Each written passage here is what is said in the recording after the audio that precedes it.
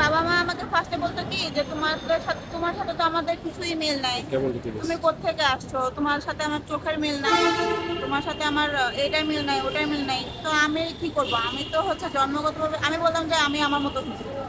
তো এখন হচ্ছে জানি না কেন মানে মানুষ হচ্ছে অনেক রকমের রিউমার ছড়াইতেছিল, তো আমি বলছি যে এগুলো হচ্ছে সবই ভুয়া। আমার বাবা মা আগে হচ্ছে বলবে কি বিষয়, তারপরে আমি বলবো। আচ্ছা, বাবা মার সাথে সম্পর্ক আপনি কতদিন ধরে নেই?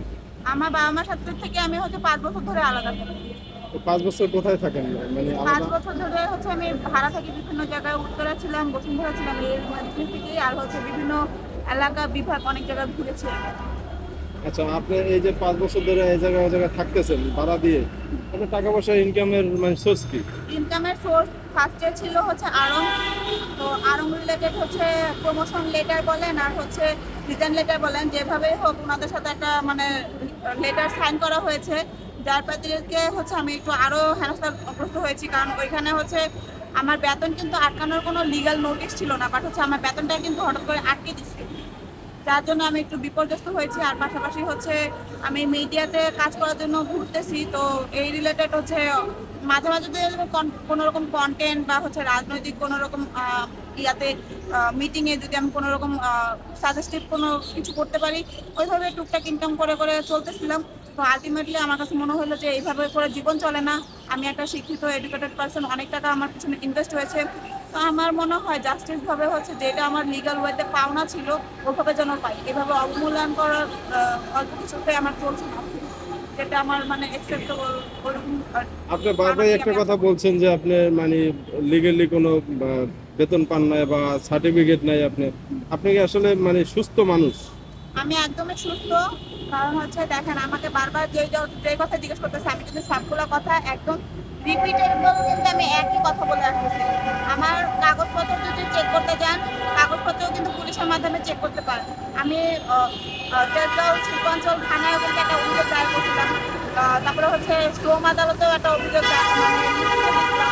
তো সেই ক্ষেত্রে ওগুলো দেখতে পারেন। ওগুলোর আগে যদি আপনি বলেন যে আমার শিক্ষাবৃত্তি বা হচ্ছে আমার যদি ট্যালেন্ট মূলক যদি প্রাতিষ্ঠানিকভাবে কথা বলতে চান, সেই ক্ষেত্রে আগে কথা বলতে পারেন আমার এক্সেলেন্ট স্কুল, তারপর Tongi pilot school and girls college, even milestone college, আর হচ্ছে জাতীয় বিশ্ববিদ্যালয়। এই 4টা সেকশনে আপনি ওটা কথা বলতে পারেন। তাছাড়া আমার একদম স্টার্টিংয়ে মামদিমুল্লাহ উচ্চ বিদ্যালয়ে হচ্ছে একটা ঝামেলা হয়েছিল, সেই ক্ষেত্রে আমি ফার্স্ট হয়েছিলাম, বাট আমাকে থার্ড বানাই দিছে। তো ওইখানেও আপনি কথা বলে দেখতে পারেন যে আসলে আমি সত্যি বলতেছি কিনা। আর এর আগে ছোটবেলায় যখন পড়েছি তখন নতুন করে প্রি ক্যাডেট স্কুলে পড়েছিলাম। আমি ওই রিলেটেড মাথায় কোনো বুদ্ধি নেই। আচ্ছা, আপনি যখন স্কুল লাইফে লেখাপড়া করছেন তখন আপনার তো অনেক বন্ধু বান্ধব ছিল। হ্যাঁ। কয়েকজনের নাম বলেন তো দেখি, পারেন কিনা?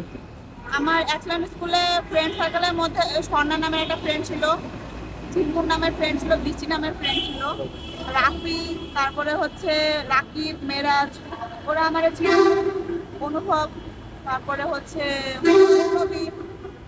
অনেক রকমের কনফ্লিক্ট ছিল, অনেক রকমের হাতাহাতি হয়েছে, অনেক মারামারি হয়েছে। তো আলটিমেটলি ওরা আমাকে চিনে। আচ্ছা, আপনি তো একবারে মানে সুস্থ মানুষ, আপনি লেখাপড়া করেছেন, আপনি মা বাবার কাছ থেকে চলে এসেছেন বা পরিচয় দেয় না। তো এখন তো আপনি দেখা গেছে একজন শিক্ষিত মানুষ, তাহলে আপনি চাকরি করে খেতে পারেন, তাই রাস্তা রাস্তায় কেন ঘুরছেন? চাকরিতে যে আরঙেই তো ঝামেলাটা করছে। আরং ছাড়া তো আরো অনেক চাকরি আছে। অন্য জায়গায় গিয়েছিলাম তো হচ্ছে অনেকে অনেক রকম। এখন যে বাংলাদেশের পরিস্থিতি, মনে করেন হচ্ছে যারা হচ্ছে ঊর্ধ্বতন কর্মকর্তার সাথে বসে রয়েছে বা ঊর্ধ্বতন কর্মকর্তা চলে গেছে, এরা আবার হচ্ছে ফিজিক্যালি হওয়ার জন্য অ্যাপ্রোচ করে, জোর করে। কি ধরনের? মানতে পারতেছি না। মনে করেন হচ্ছে দেখেন, আমার হচ্ছে সামাজিকভাবে আমি একটা যদি সুস্থ মানুষ, স্বাভাবিক মানুষ যদি থাকতে চাই, আমার যদি কোনো রকম ইনফেকশন যদি দূর করতে চাই, আমার কিন্তু যার তার সাথে মেলামেশা করা, মেইনলি ফিজিক্যালি অ্যাটাচ হওয়া কিন্তু আমার শরীরের জন্য ক্ষতিকারক। কিন্তু তারা এর জন্য অনেকে অ্যাপ্রোচ করতেছে। লাইক হচ্ছে আমি বলবো যে ইসলামের যে অনেকেই বৈষম্য বিরোধী আন্দোলনে ছিল, তাদের মধ্যে থেকে কিন্তু অনেকে হচ্ছে আমার সাথে কিন্তু জোরপূর্বক করে মানে অনেক কিছু ডিমান্ড করেছে। ইভেন হচ্ছে মানে অনেক কিছু মানে সরাসরি বলছে যে হচ্ছে তুমি যদি আমার সাথে যাও থাকো তাইলে হচ্ছে তোমার জন্য দেখবো।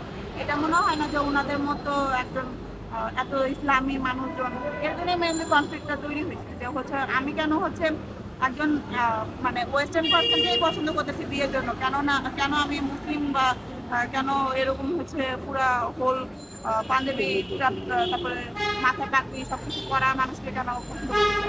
এটা আমি পরে অনুসন্ধান করছি যখন কিনা আমার সাথে ঝগড়া হয়েছে, যার কারণে আমি পিছিয়ে গেছি। আপনি কে মানে কোন প্রতিষ্ঠানে আপনাকে, আপনি যে চাকরি করেন বা বললেন যে বিভিন্ন জায়গায় আমাকে অফার করে, সে কোন প্রতিষ্ঠানে বা কোন ধরনের অফার করা হয়েছে বা চাকরির ক্ষেত্রে? আমি বলবো যে এর পরবর্তীতে আর কোনো অফার আসেনি, শুধুমাত্র সিনেমার অফারই আসছে। আর বাকি অফারগুলোতে হচ্ছে নিয়োগ বিজ্ঞপ্তি দিলেও আমাকে হচ্ছে নেয়নি, বলছে যে লোক নাকি নেওয়া হয়ে গেছে। আচ্ছা, অনেকেই বলছে যে আপনি এই পাগল বেশে রাস্তায় আছেন এবং আপনি সুস্থ মানুষ না, এটা এটা কতটুকু মানে এটা এটা শুরুয়াত হয়েছে হচ্ছে মনে করেন পাগল যদি বলেন আমাকে পাগল ডাকছিল, যার কারণে মনে করেন হচ্ছে আমার ওই পাগল ডাক্তার শুরু হয়েছে। তার আগে কিন্তু আমাকে খুব একটা পাগল মানে অপমান কেউ ডাকেনি। আমরা ফ্রেন্ড সার্কেলটা একজন আরেকজনের বলতেই পারি পাগলি, বাট এটা কিন্তু লিটারেলি কিন্তু আমার সামাজিকভাবে পাগলি শুরু হয়েছে। তো যে জিনিসটা আমি কিন্তু আমার মনে হয় না যে একটা মানুষ হিসেবে বা আমার একটা সামাজিক পরিচয় তাগিদে এটা মানে আমার জন্য acceptable।